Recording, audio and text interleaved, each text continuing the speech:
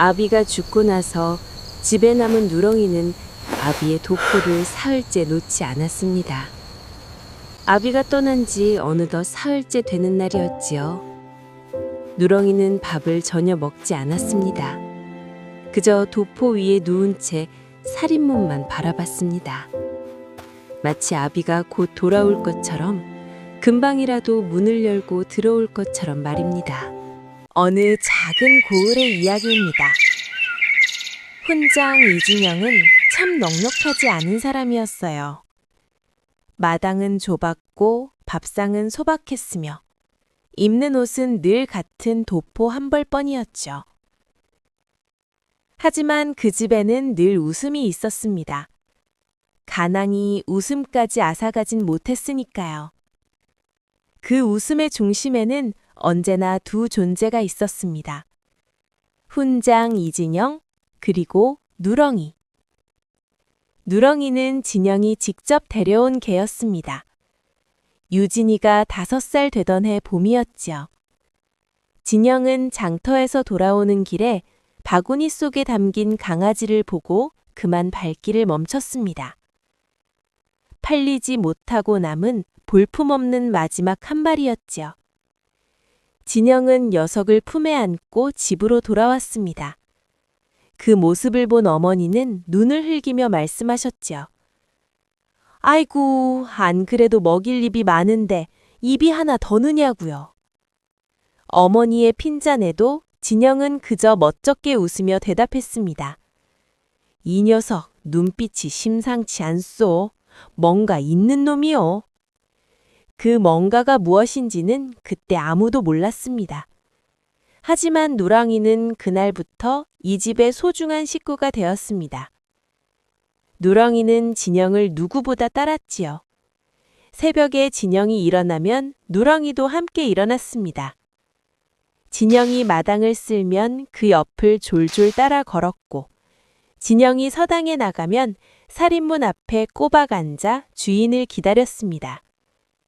그러다 돌아오는 발소리가 멀리서 들리면 그제야 꼬리를 세차게 흔들며 뛰어나갔지요. 하루도 빠짐없이 비가 오나 눈이 오나 한결같았습니다. 저녁이면 진영은 마루에 앉아 누렁이의 귀 뒤를 다정하게 긁어주곤 했습니다. 누렁이는 눈을 가늘게 뜨며 진영의 무릎에 턱을 가만히 얹었지요. 유진이가 그 옆에 쪼그려 앉아 묻곤 했습니다. 아버지, 누렁이도 우리말 알아들어요? 그럴 때면 진영은 인자하게 웃으며 대답했죠. 말은 몰라도 마음은 알지. 이 녀석은 눈으로 듣거든. 유진이는 아버지의 그 말이 무슨 뜻인지 그때는 알지 못했습니다. 나중에야 알게 되지요. 아주 나중에야 말입니다. 그 평화가 깨진 것은 이른 봄이었습니다. 인근 마을에 역병이 돌기 시작했거든요. 처음에는 먼 마을 이야기인 줄로만 알았는데 점점 가까워졌습니다. 하루가 멀다 하고 부고가 날아들었고 장터는 텅 비었으며 아이들은 집 밖으로 나오지 못했습니다. 진영의 서당에도 아이들의 발길이 끊겼습니다. 부모들이 아이들을 보내지 않은 것이었죠. 그러던 어느 날 아침 이웃 마을 사람이 숨을 헐떡이며 진영의 집을 찾아왔습니다. 그는 절박한 목소리로 말했지요. 훈장홀은 큰일 났습니다. 우리 마을 아이들이 역병에 쓰러지고 있는데 돌볼 사람이 없습니다. 진영은 그 말을 듣고 잠시 눈을 감았습니다. 어머니가 진영의 소매를 꽉 붙잡았지요. 아니 돼요. 거기 갔다가 당신도 역병에 걸리면 어쩌려고요. 진영은 어머니의 손을 가만히 내렸습니다. 그리고 짧게 대답했지요. 아이들이 혼자 있어. 그것이 전부였습니다. 진영은 집 안으로 들어가 도포를 입기 시작했습니다. 집안이 술렁였습니다. 어머니는 아무 말 없이 보따리를 쌌어요. 눈물을 참는 기색이 역력했지요. 큰딸 혜원은 마루 끝에 앉아 고개를 획 돌렸습니다. 아버지와 다툰 뒤 아직 화해하지 못한 상태였으니까요. 막내 유진이는 아버지 앞에 서서 도포자락을 붙잡고 놓지 않았습니다.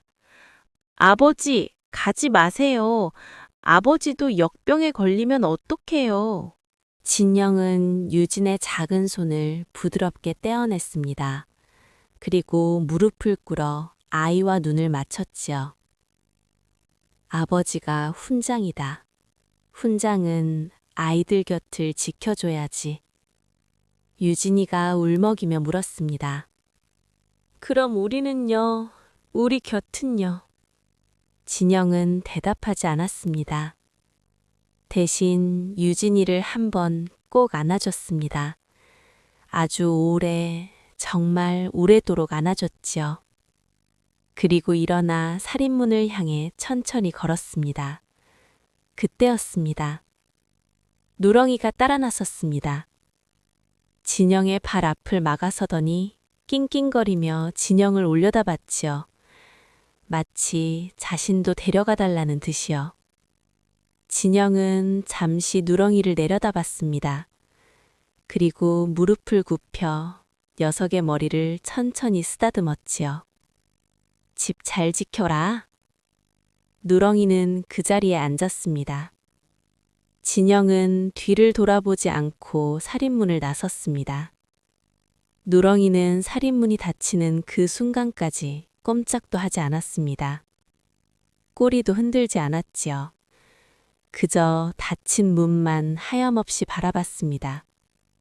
그날부터 누렁이의 일과가 완전히 바뀌었습니다. 아침이 되면 살인문 앞에 앉았습니다. 하루 종일 그 자리를 지키다 해가 지면 그제야 마루로 들어왔지요. 밥은 먹었습니다. 물도 마셨어요. 하지만 예전처럼 꼬리를 흔들거나 유진이를 따라다니지는 않았습니다. 그저 기다리고 또 기다렸습니다. 하루가 지났습니다. 사흘이 지났지요. 열흘이 지났습니다. 하지만 누렁이는 여전히 기다렸습니다. 과연 진영은 돌아올 수 있을까요? 그리고 누렁이는 얼마나 더 기다려야 하는 걸까요? 보름째 되는 날이었습니다. 이웃 마을 사람이 다시 찾아왔지요. 이번에는 혼자가 아니었습니다. 마을 어른 2명이 함께였는데 그들의 표정은 몹시 어두웠습니다. 어머니가 마당에서 빨래를 하다 고개를 들었지요. 마을 어른이 천천히 입을 열었습니다. 훈장 어른이 역병으로 돌아가셨습니다. 어머니는 손에 들고 있던 빨랫감을 그만 바닥에 떨어뜨렸습니다. 아이들은 모두 살렸습니다. 끝까지 아이들 곁에 계시다가 그만. 그 다음 말은 들리지 않았습니다.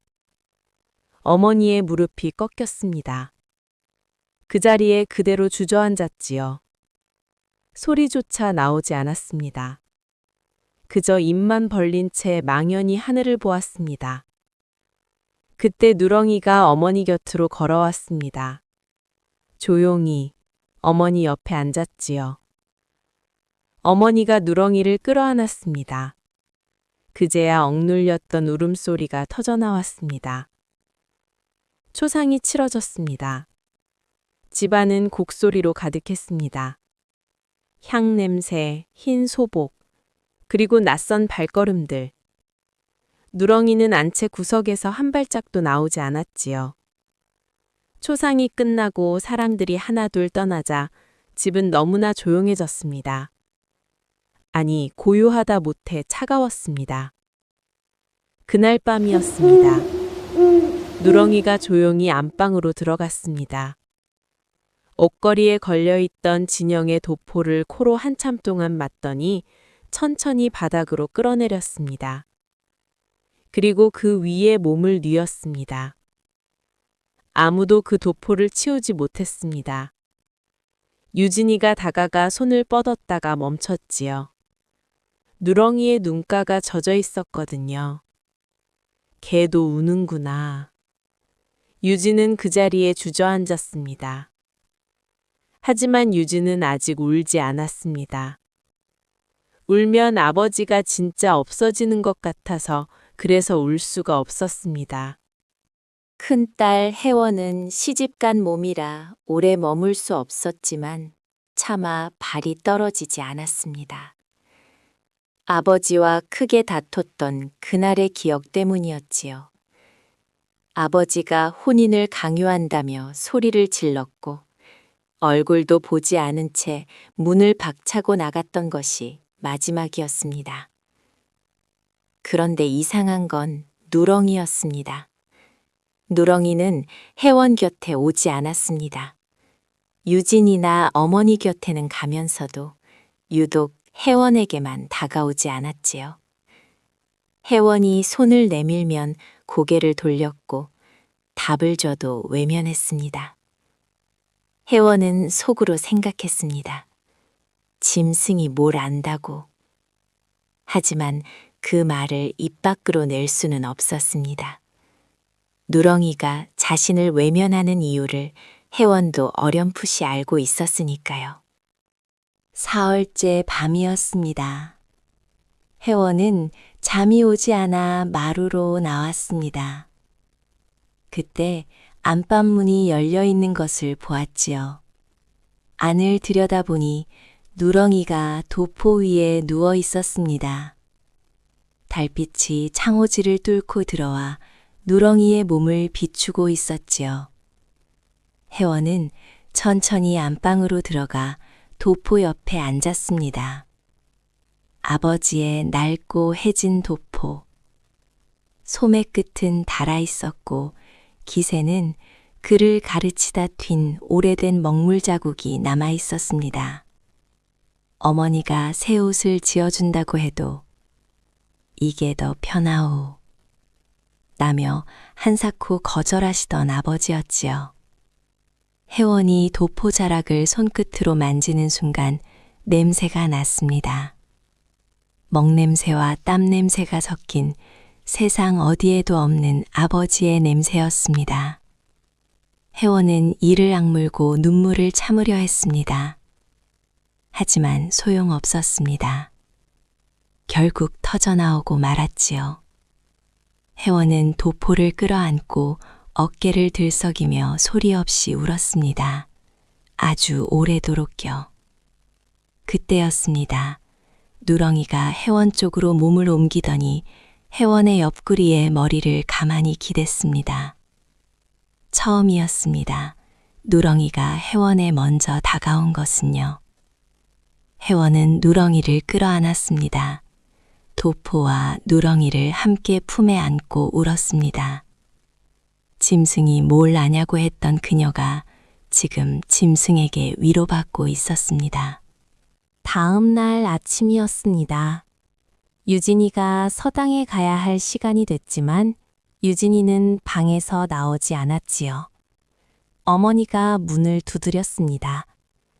유진아, 서당 갈 시간이다.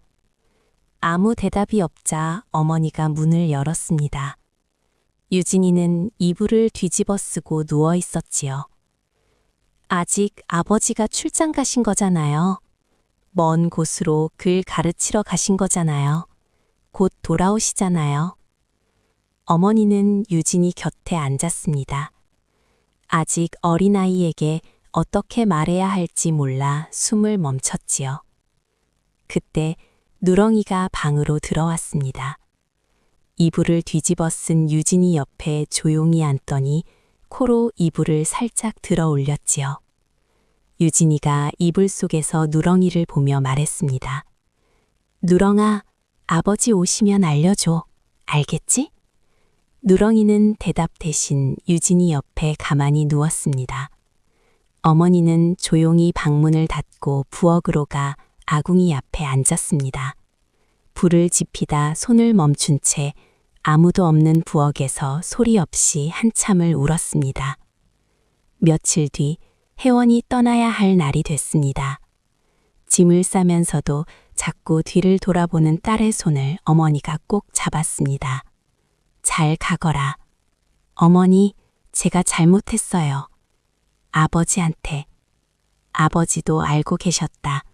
네가 미워서 다툰 게 아니라는 거. 그래도 살아야지. 네 아버지가 가장 바라시던 게 그거란다. 혜원이 살인문을 나서려는데 누렁이가 따라왔습니다. 혜원은 무릎을 굽혀 누렁이의 머리를 쓰다듬었지요. 잘 있어. 누렁이는 꼬리를 한번 흔들었습니다. 아버지가 떠난 뒤 처음으로 흔든 꼬리였지요. 그렇게 집에는 어머니와 유진 그리고 누렁이만 남았습니다. 누렁이는 여전히 도포 위에서 잠을 잤고 낮에는 살인문 앞에서 기다렸지요. 그런데 어느 날 유진이가 서당 앞에서 누렁이를 발견했습니다. 누렁아, 여기까지 왜 왔어? 누렁이는 대답 없이 서당 안을 들여다봤지요. 아버지가 매일 오던 곳임을 누렁이는 알고 있었던 겁니다. 유진이는 그날 집에 돌아와 처음으로 밥을 제대로 먹으며 말했습니다. 어머니, 누렁이도 아버지 찾아다니고 있어요. 우리끼리 이러면 안 될 것 같아요. 어머니는 아무 말 없이 유진이의 밥그릇에 반찬을 더 얹어주었습니다. 그래, 먹어야지. 마을에 소문이 돌기 시작했습니다. 역병마을에 갔던 진영 때문에 그 집도 위험하다는 터무니없는 말들이었지요. 어느 날 마을 이장이 찾아와 마당에서 큰 소리로 외쳤습니다. 여보시오, 안에 있소? 이 댁이 역병집이라는 소문이 파다하오. 우물을 같이 쓰는 이웃들이 불안해하니 당분간 사용을 자제해 주시오. 아, 그리고 저 개도 묶어두시오. 역병집 개가 돌아다니면 사람들이 꺼린다오. 어머니는 아무 말 없이 누렁이의 목에 줄을 묶었습니다. 유진이는 주먹을 꽉 쥐었지요. 하지만 사흘 뒤 한밤중 누렁이가 미친 듯이 지저댄 덕분에 이장집의 불을 막을 수 있었습니다. 이장은 그제야 머쓱하게 찾아와 말했지요. 댁의 개가 아니었으면 큰일 날 뻔했어. 우물 사용 그냥 하시오. 개도 묵지 않아도 돼요. 그렇게 마을의 시선은 조금 나아졌지만 살림은 더 어려워졌습니다. 혜원은 시댁 형편이 어려워 보탤 게 없다는 편지를 보내왔고 어머니는 밤낮 없이 삭지를 하느라 손이 거칠어졌습니다. 유진이는 몰래 이장을 찾아가 일자리를 구했지요. 저도 일할 수 있습니다. 뭐든 시켜주세요. 너 몇 살이냐? 12살입니다. 서당 마친 뒤 저녁에 우리 밭 좀 도와다오. 삭슨 추마. 유진이는 마을 어귀에서 기다리던 누렁이에게 다짐했습니다. 나도 이제 일한다. 아버지 안 계셔도 우리 잘 살 수 있어. 그러던 어느 무더운 여름날 어머니가 쓰러졌습니다. 의원도 없는 새벽 유진이가 발을 동동 구를 때 누렁이가 짖으며 낯선 노인을 이끌고 왔습니다. 누렁이는 노인의 소매자락을 입으로 물어 기어이 집마당으로 끌어당겼지요. 요놈 보게 나를 놓아줄 생각을 안 누나. 이 안에 누가 아픈 것이냐. 그는 이름난 의원이었습니다. 어머니를 살핀 노인이 말했지요. 과로로 몸이 상한 것이요.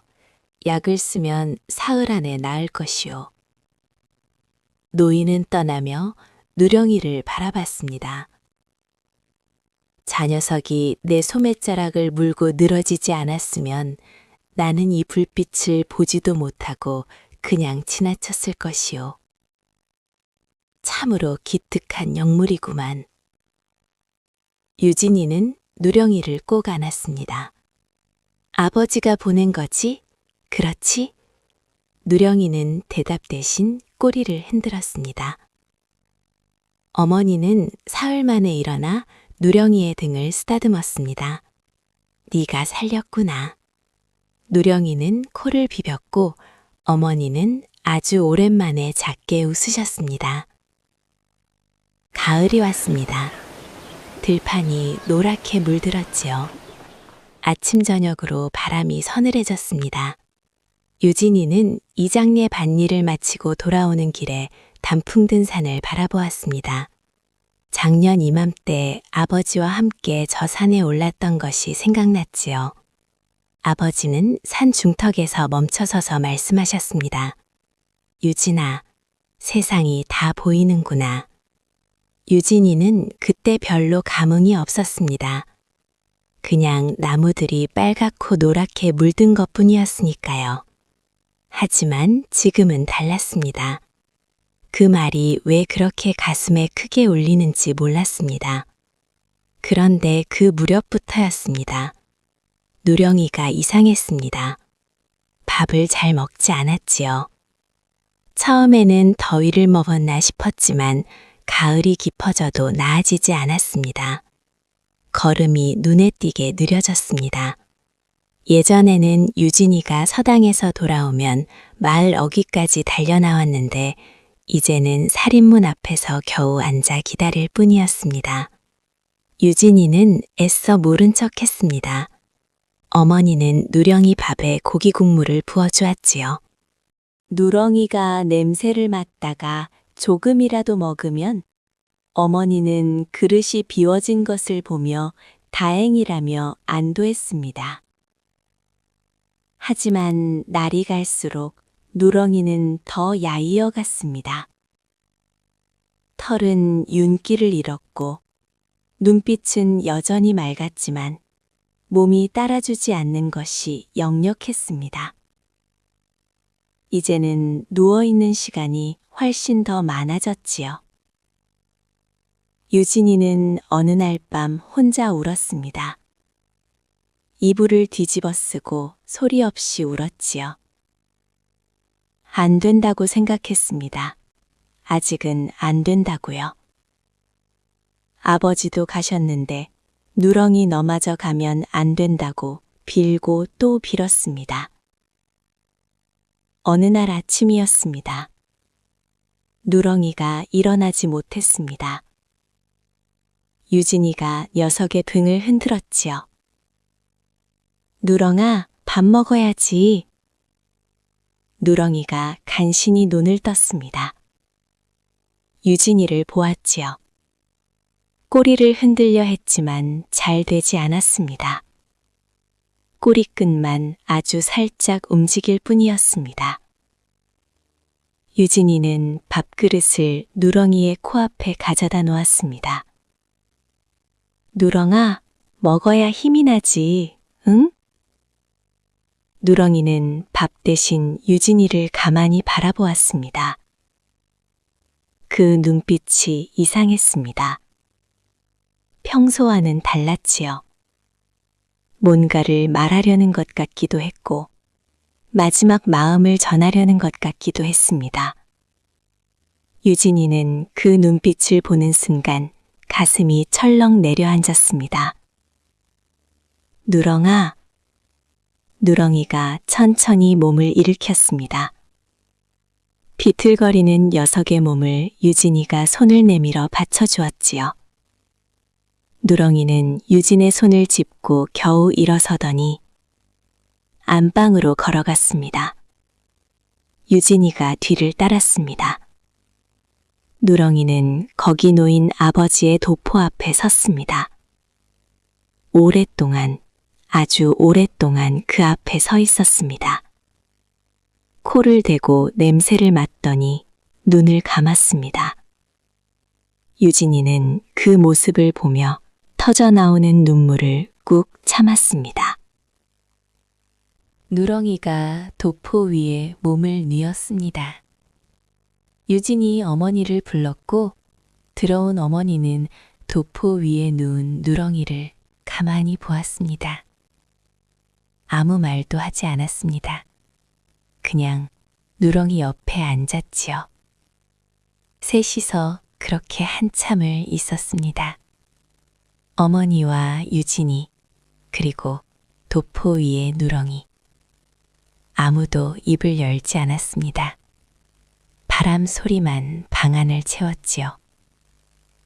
한참이 지난 뒤 어머니가 누렁이의 등을 부드럽게 쓰다듬으며 말했습니다. 고생했다. 진영 씨 곁에 잘 있었다. 우리 곁에도 잘 있었고. 누렁이의 눈가가 젖어들었습니다. 유진이는 더 이상 참지 못했습니다. 누렁아, 가지마. 아직 가지마. 누렁이가 고개를 돌려 유진이를 보았습니다. 그리고 유진의 손등을 핥았습니다. 천천히, 아주 정성스럽게 말입니다. 유진이 누렁이를 품에 안았습니다. 어머니도 함께 안았지요. 누렁이가 눈을 감은 것은 그날 오후였습니다. 유진이의 품 안에서였습니다. 마지막까지 유진의 손을 핥다가 숨이 느려졌고 이내 멈췄습니다. 유진이는 한동안 움직이지 않았습니다. 누렁이를 안은 채 그냥 그렇게 앉아 있었습니다. 어머니가 유진의 어깨를 감싸 쥐었습니다. 잘 갔다. 아버지한테 잘 갔어. 아버지가 데리러 오셨을 거다. 이 녀석 오기만 기다리셨겠지. 유진이는 그제야 소리내어 울었습니다. 아버지가 떠난 날도 참았고 장래 내내 참았던 그 모든 눈물이 이제야 터졌습니다. 엉엉 소리내어 울었습니다. 어머니도 함께 울었지요. 누렁이를 묻어준 것은 마당 한켠 매화나무 아래였습니다. 아버지가 가장 좋아하던 자리, 봄이면 꽃이 가장 먼저 피는 그 자리였습니다. 유진이는 조그만 돌 하나를 얹어 주었습니다. 어머니가 나직이 읊조렸습니다. 잘 자거라. 겨울이 지나고 다시 봄이 왔습니다. 마당 한켠의 매화가 다시 꽃낭울을 터뜨렸지요. 유진이는 매화를 보며 눈물이 났습니다. 아버지가 없는 봄, 누렁이가 없는 봄이었으니까요. 누렁이도 이 꽃향기를 참 좋아했었는데. 그러던 어느 날 유진이는 장터에서 바구니 속에 든 강아지 한 마리를 발견했습니다. 팔리지 못하고 남은 마지막 한 마리였지요. 강아지가 유진을 올려다보았습니다. 눈빛이 이상했습니다. 유진이는 어디선가 들었던 그 말을 떠올렸습니다. 뭔가 있는 놈이요. 유진이는 장수에게 물었습니다. 이 강아지 얼마입니까? 집에 돌아왔을 때 어머니는 눈이 커지셨습니다. 그게 뭐냐? 팔리지 못하고 남은 마지막 한 마리예요. 먹일 입이 하나 더 느는구나. 유진이 환하게 웃으며 대답했습니다. 아버지도 그랬잖아요. 뭔가 있는 놈이라고요. 어머니는 아무 말 없이 강아지를 받아 안으셨습니다. 강아지가 어머니 품에서 꼬리를 흔들었지요. 어머니가 중얼거렸습니다. 이름은 뭐라 하려느냐? 유진이가 대답했습니다. 누렁이요. 우리 누렁이에요. 어머니가 고개를 끄덕였습니다. 그래, 누렁이지. 그날 저녁 오랜만에 밥상이 따뜻했습니다. 새 누렁이가 밥상 옆에서 꼬리를 흔들었고 어머니는 밥 한 술을 떠서 강아지 앞에 놓아주셨습니다. 유진이와 어머니는 마주보며 웃었습니다. 정말 오랜만이었습니다. 아버지가 앉던 빈 자리는 여전히 거기 있었습니다. 채워지지 않았고 앞으로도 채워지지 않을 것입니다. 하지만 그 빈자리 옆에는 이제 온기가 있습니다. 봄이 오면 매화가 필 것입니다. 매화나무 아래 누렁이가 잠들어 있고 그 위로 꽃이 흐드러지겠지요. 유진이는 그 꽃을 보며 속삭일 것입니다. 아버지, 누렁이 잘 도착했죠. 바람이 불고 꽃잎 하나가 유진이 어깨 위로 내려앉을 것입니다. 그걸로 충분했습니다. 정말로 충분했습니다.